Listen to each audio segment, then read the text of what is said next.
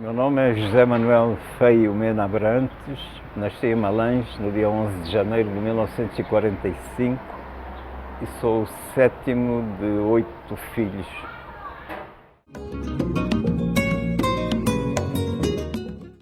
Passei toda a minha infância em Malães, até aos 15 anos vivi em Malães com algumas saídas. A primeira grande viagem foi ter ido com a minha mãe a Lisboa de barco, com 4, 5 anos. Depois, até aos 15 anos, nas férias grandes, vinhamos sempre para Luanda com a família, passar férias. Tinha uma irmã a viver aqui em Luanda, em casa de quem ficávamos.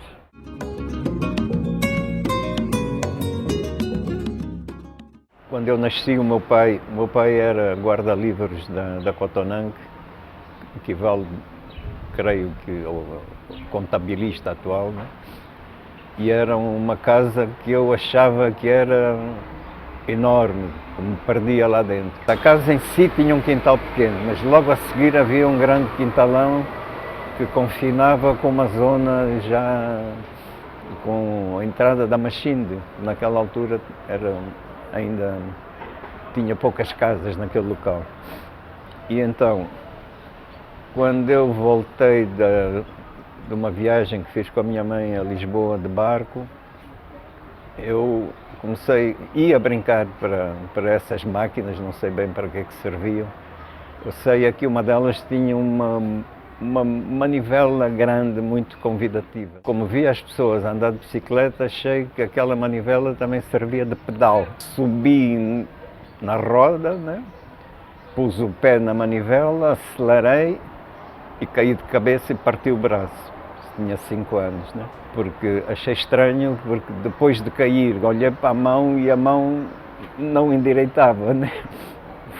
Não me doía, não sentia ainda dor, né? Fui a correr para a minha mãe para mostrar que a mão não mexia, né? E, entretanto, aí tiveram que me levar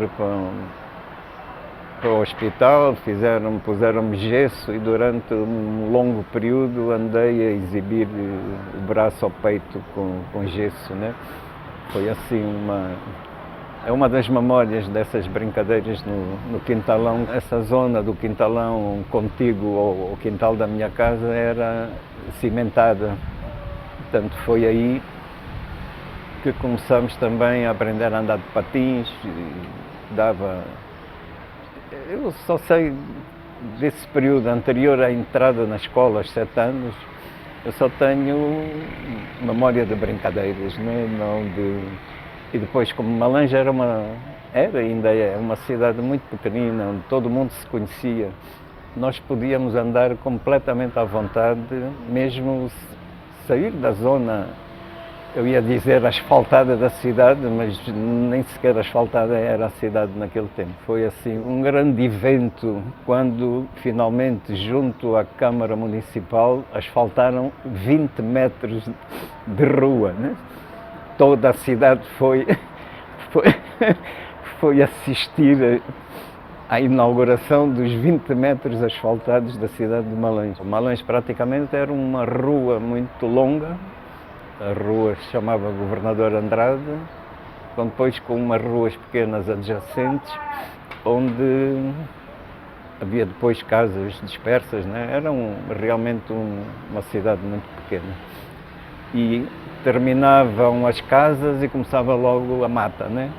Portanto, nós tínhamos total liberdade para circular por onde quiséssemos, porque, no meu caso, né, eu era o sétimo de 8 irmãos. Quando eu nasci, o mais velho já teria 18 anos, ou assim. Portanto, eram os 3 mais velhos, já trabalhavam, tudo isso.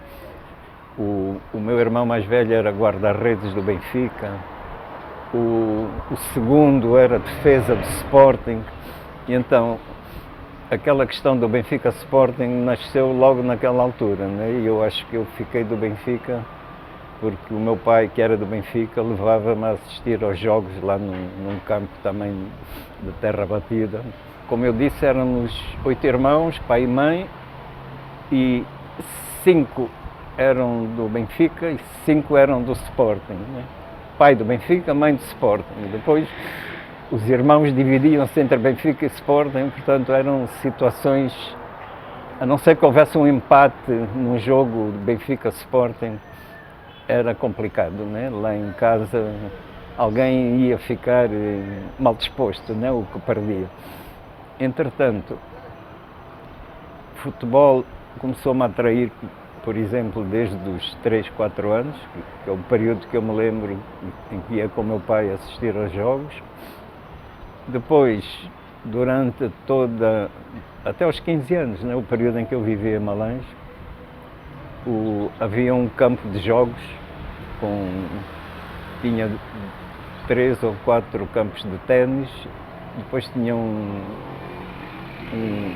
campo para basquete, handebol e o que quer que desse, né? Era cimentado, e era ali que nós também andávamos de patins. Eu cheguei a jogar hóquei em patins aos 12 anos, dos 12 aos 15, na brincadeira com os amigos. E então, esse campo de jogos era praticamente o ponto de atração da juventude daquele tempo, né? Era onde mais ou menos todos nos concentrávamos e onde assistíamos os mais velhos a jogar ténis, né? Ainda hoje aqui em Luanda vive um grande amigo que desde pequenino se tornou quase campeão de ténis da cidade.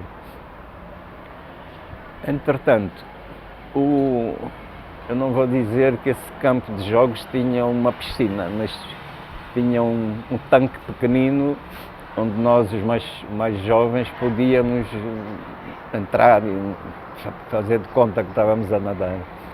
Mais tarde inaugurou-se uma piscina grande na cidade e aí tornou-se outro ponto de atração, né, para todos os jovens, porque era uma piscina grande, já com piscina com dimensão olímpica, e onde, eu ia dizer, onde todo mundo aprendeu a nadar, mas eu não. Eu depois só aprendi a nadar quando fui para Portugal continuar os estudos. Tive uma primeira experiência do mar numa viagem que eu fiz aos 4 anos para Portugal com a minha mãe e os meus irmãos. O facto de existirem 2 cinemas na cidade e não haver restrição de entrada às crianças. Portanto, desde que acompanhadas por uma pessoa mais velha, e eu tinha os tais irmãos e irmãs mais velhos que me levavam, e era também uma maneira de aliviar os problemas em casa, né? Porque não havia televisão, não havia nada para distrair propriamente como existe hoje em dia. E, portanto, a minha mãe ficava muito contente se os irmãos mais velhos levassem os mais novos para o cinema. Portanto, desde muito novo também comecei a gostar de cinema. Tinha um irmão mais velho que era o que mais comentava comigo os filmes, que mais ou menos me foi orientando na apreciação dos próprios filmes, né? Às vezes até era insistente demais.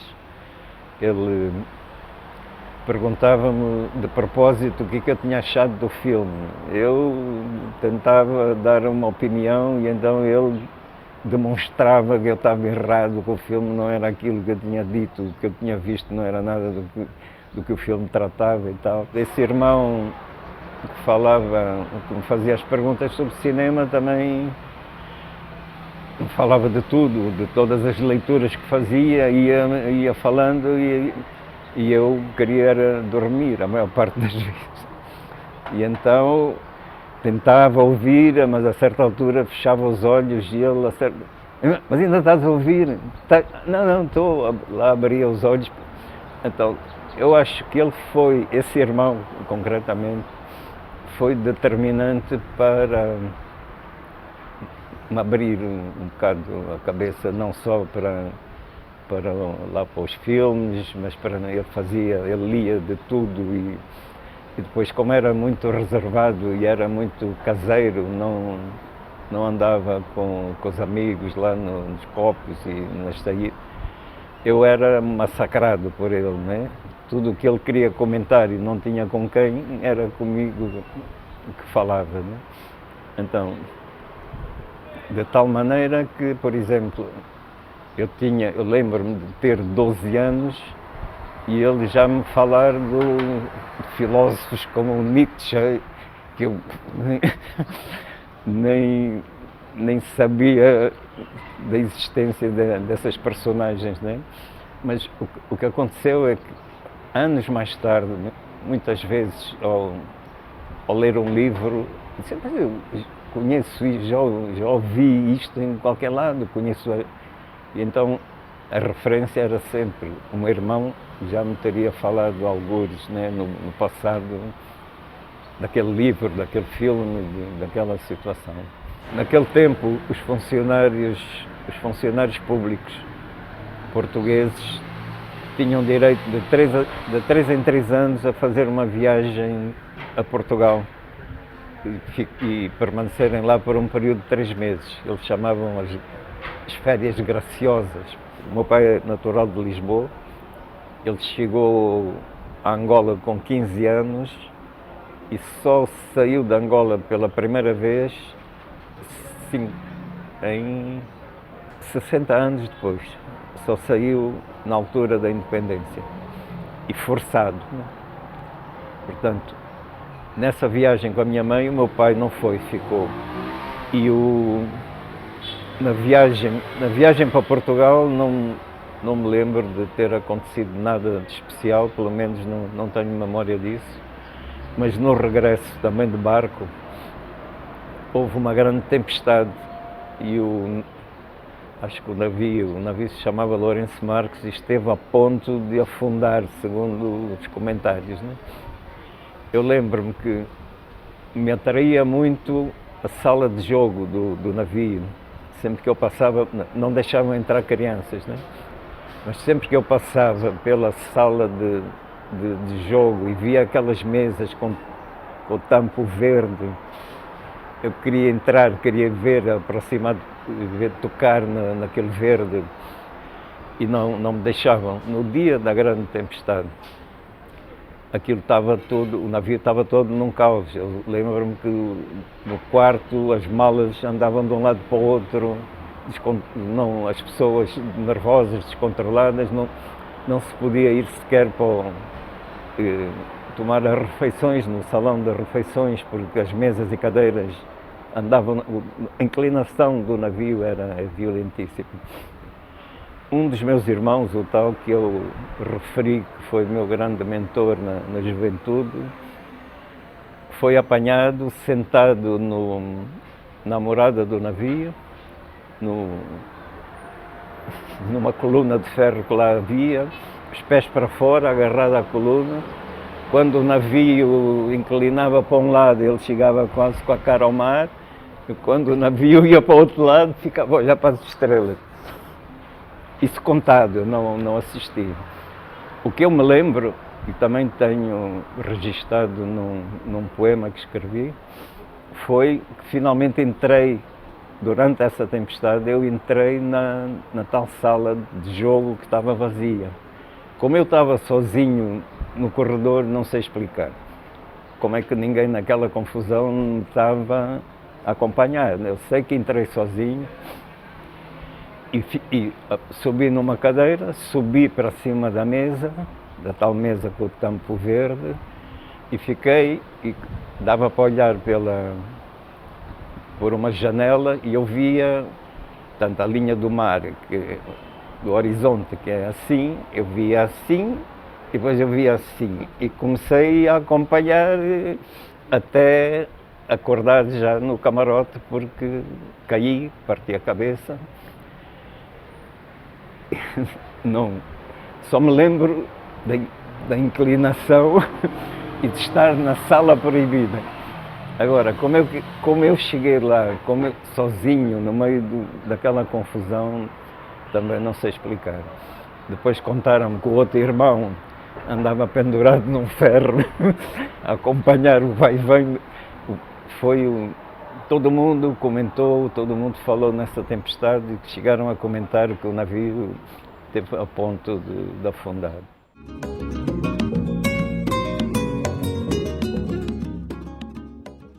Os primeiros anos eu não tenho assim grandes memórias, né? Eu sei que entrei na escola só com 7 anos. Nunca fui a uma creche, nunca fiz pré-primários. Comecei logo a estudar a primeira classe com 7 anos, que era a idade com que normalmente se começava. Estudei a primária em 3 escolas, né? Comecei numa escola chamada Vasco da Gama, que já desapareceu. Depois a terceira classe foi numa escola número 74, não tinha nome.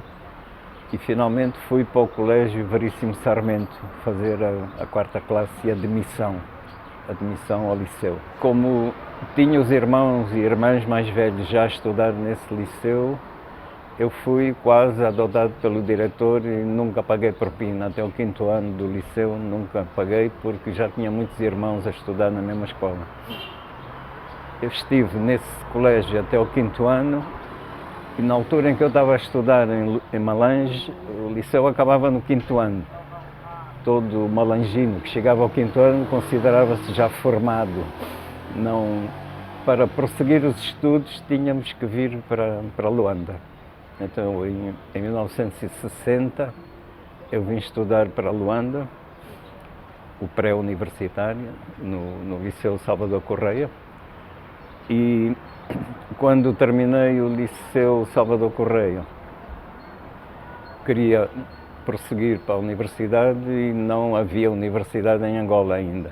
Havia uns estudos gerais, mas só tinha o curso de medicina e de engenharia, não sei. Tinha só 2 cursos. Ainda nem sequer era a universidade, chamavam-se estudos gerais. Como eu queria seguir um curso de letras, fui me inscrever aqui já não recordo, acho que era ali na Mutamba, e quando o funcionário que me atendeu viu que eu tinha escolhido um curso de Filologia Germânica, primeiro perguntou-me o que era aquilo. Depois eu disse, é um curso de letras, dá para estudar literatura, línguas. Oh, mas isso é um curso para mulheres? E eu disse, sim, por acaso eu era um ou 2 numa turma de 18 mulheres. Ainda por cima o funcionário acrescentou, ainda por cima esse curso não serve para nada. Eu disse, ok, fui logo estimulado a seguir uma carreira brilhante, né? No meu tempo, 1960, em Malange só havia o 5º ano do liceu. Quem quisesse prosseguir os estudos tinha que vir para Luanda. Eu vim para Luanda e logo em 1960, e em 61 houve o episódio do 4 de fevereiro, que eu não tinha muita consciência do que se estava a passar, né? Mas no dia seguinte, no liceu, havia muitos comentários desencontrados, ninguém tinha percebido, tinham atacado cadeias em Luanda para tentar libertar presos, bem perto, ali na Alameda Dom João II. Agora tem outro nome, Manuel Vandona, me parece, né? Tinha sido morto um polícia amarrado a um poste de luz. Havia todos esses comentários desencontrados no liceu. O que é que se está a passar, o que é que não se está a passar. Na rua onde eu morava, quase toda ocupada só por portugueses, né? Eles chegaram a organizar-se para fazer rondas de noite, para evitar que entrasse pessoal estranho na rua. Era uma rua muito estreita. Andava todo muito alvoroçado. Outros foram aí para os arredores, vizinhos meus, né? Foram aos arredores da cidade treinar tiro contra os embondeiros e tal. Estava todo mundo muito agitado. Sobretudo, ficavam ainda mais agitados quando se ouviam tambores a tocar vindos da zona dos mocegues, né? Então lá estão eles a preparar-se para invadir.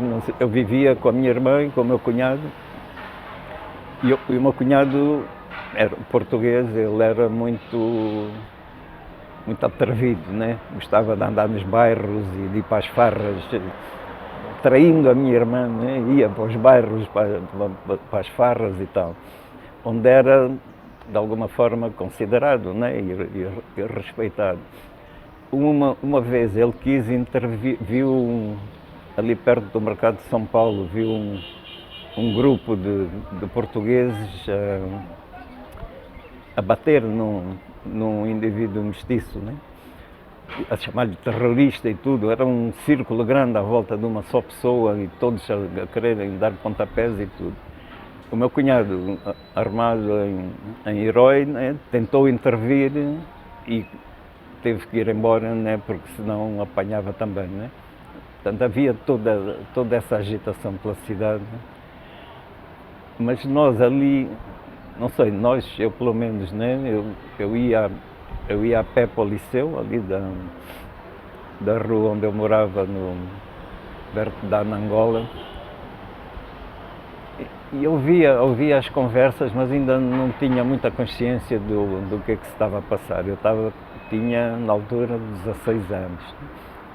Depois acabei o liceu, nós tivemos até uma subida de 2 valores na nota por causa do 4 de fevereiro, porque houve períodos em que não deram aulas, então no fim do ano deram-nos de boleia 2 valores para subir as notas, né? Porque todo mundo estava ali muito tremido. Depois eu fui me inscrever para ir estudar para Portugal, porque não havia universidade aqui. Houve aquele episódio com o funcionário que me disse que o meu curso não servia para nada, era um curso de mulheres que não servia para mais nada. Eu fui mesmo assim, cheguei a Portugal, fui viver para a casa de uma tia, de uns tios, né? E durante 1 ano e meio estive na casa dos meus tios, portanto não tive grande envolvimento com ninguém fora da universidade, né? Como era o tal curso de letras só para mulheres, quando cheguei à faculdade, bom, havia mais alguns homens, né? Mas numa sala grande de 600 lugares, 400 eram mulheres, ou mais. Então sempre estive bem acompanhado no curso. Depois disso, como eu aí comecei, já tinha várias leituras, influenciado pelo meu irmão João, o tal que eu citei antes, já tinha começado a ganhar consciência porque a sensação é que eu não pertencia ali, né? Então aproximava-me mais de estudantes, colegas das colónias, né? Portanto, acabei por sair da casa dos meus tios e fui para uma residência de estudantes, onde havia estudantes de Timor-Leste, Moçambique, Cabo Verde, Guiné, que, portanto, eram uma frequência mesmo chamada lusófona hoje em dia, né? Mas então, ali então, nessa residência, ainda se começar, essa residência ele tinha ido com uma bolsa da Procuradoria Geral dos Estudantes Ultramarinos. Em 62 cheguei a Lisboa com essa bolsa. E a bolsa durou até o momento em que eu entrei para a residência de estudantes. Um dia aconteceu uma reunião, foi lá um senhor chamado Silva Cunha, que era subsecretário não sei de quê, para o ultramar, e ele foi dar uma palestra aos estudantes das várias colónias que viviam nessa residência. E a certa altura eu comecei a contestar o que ele estava a afirmar, já armado em... Para já não sabia a importância que o homem tinha, né? Foi para ali mandar bocas sobre as colónias e sobre a guerra e sobre não sei o quê. E eu comecei a responder-lhe. A certa altura não quis mais responder e começou-me ele a fazer perguntas. Eu também não deixei de... Quer dizer, não deixei de intervir, começou-me ele a fazer perguntas. Eu deixei de lhe responder, levantei-me e ia-me embora para o quarto.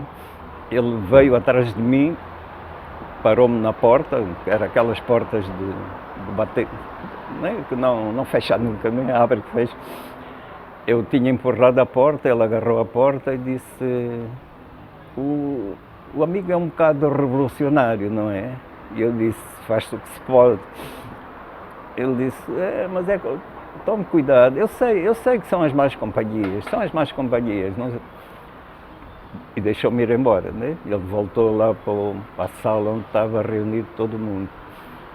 Uns dias depois desse episódio, eu recebo no quarto, portanto na residência de estudantes, eu recebo um envelope cheio de jornais do Partido Comunista Português, do Avante.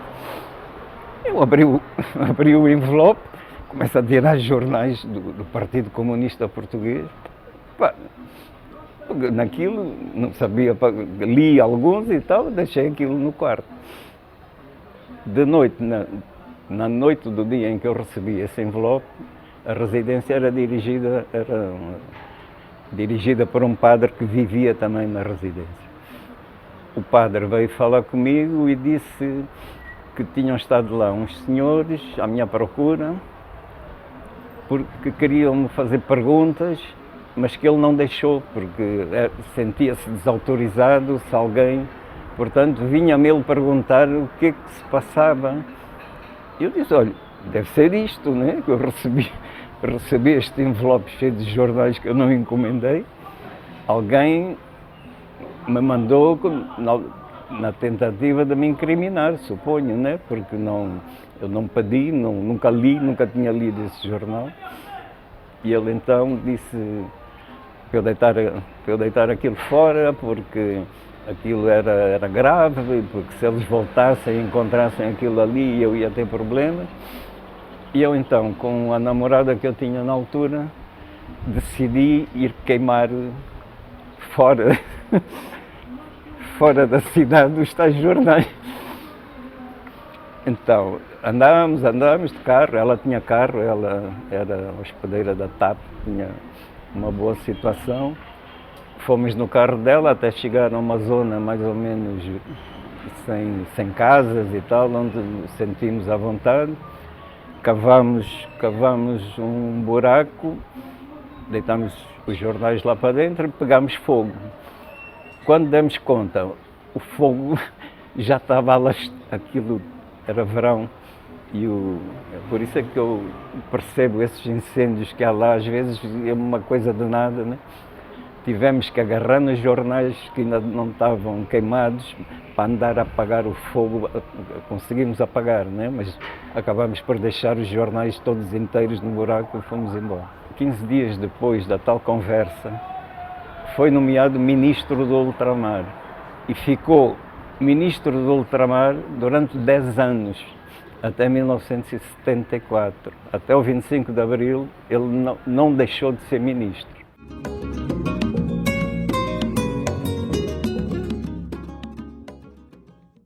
Se todos que tiveram algum papel, enfim, pequeno, médio, grande, tiveram de alguma forma influência em todo o processo que levou à independência e depois à consolidação da independência, todos os anos que se seguiram,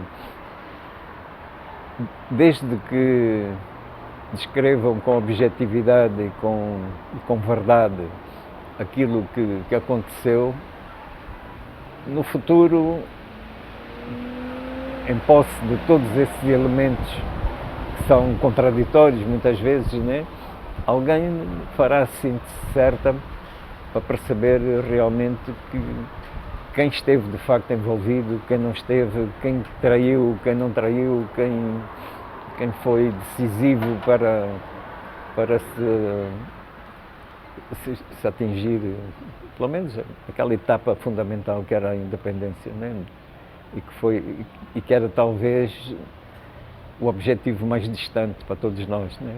Quando nos começamos a envolver no processo, acho que nenhum de nós tinha, já referi, né? Nenhum de nós tinha a perspectiva que em tão poucos anos se conseguisse vencer um país que era apoiado pela NATO, pelos Estados Unidos da América, por toda a Europa Ocidental, pela África do Sul. Quer dizer, era um isolamento de tal forma dramático que era meio loucura, né? Pensar que se podia enfrentar um monstro desses e ter êxito.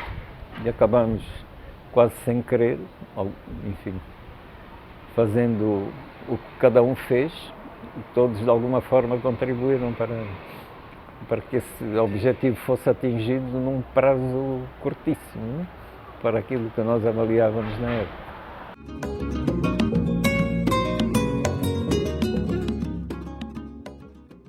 Eu acho que nenhuma geração precisa propriamente dar conselhos às gerações seguintes, né? Porque as circunstâncias são totalmente diferentes, as vivências são diferentes, os objetivos a atingir são diferentes. O que cada um de nós pode fazer, e é lamentável que muitas personalidades do nosso mundo político tenham morrido sem ter contado as suas vivências, né? O máximo que podemos fazer é relatar o que nos aconteceu a nós, as escolhas que nós fizemos e os momentos em que as fizemos. Por exemplo, quando eu aderi àquele núcleo do MPLA em 66, em Lisboa, a perspectiva de Angola ser independente para nós, para todos, né? Mesmo para os que dirigiam o núcleo, era 20, 30, sei lá, um número indefinido de anos, não? Ninguém tinha propriamente consciência de que em tão poucos anos se chegaria à independência, né? De 66 a 75 passaram 9 anos. Se alguém dissesse dentro de 9 anos, agora vamos organizar-nos, vamos resistir contra a política colonial e tal, dentro de 9 anos vamos ser independentes, ninguém acreditava nisso, né? Só essa decisão, eu sou angolano, eu quero ser angolano, eu não pertenço aqui, desde o primeiro instante de ter chegado lá, esse envolvimento com os amigos, quase tirando 2 exemplos de amigos portugueses que eu tive durante os 8 anos que eu vivi em Portugal, todos os meus amigos ou eram de Moçambique, as namoradas eram de Moçambique, os amigos eram das várias colónias que existiam na época, porque não nos identificávamos, não nos sentíamos, quer dizer, ao ponto de fazermos questão de meter o emblemazinho de Angola no casaco, para mostrar que não éramos, que não pertencíamos ali, né? E então,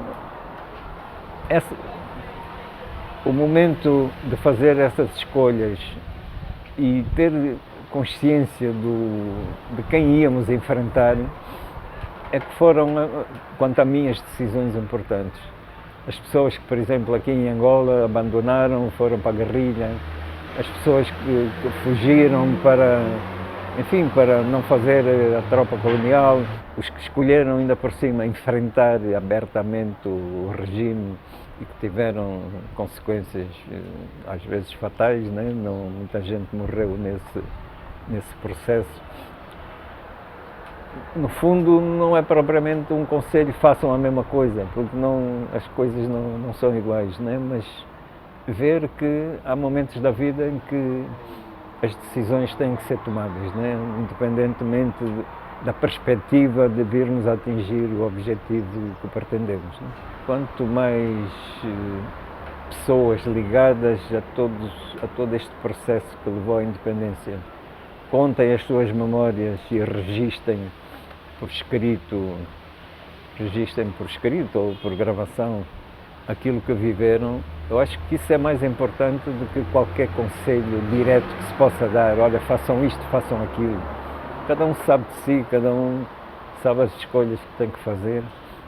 Portanto, não é um conselho que vai levar alguém a tomar uma decisão diferente daquela que ele quer tomar. Agora, os exemplos, sim, os exemplos podem influenciar.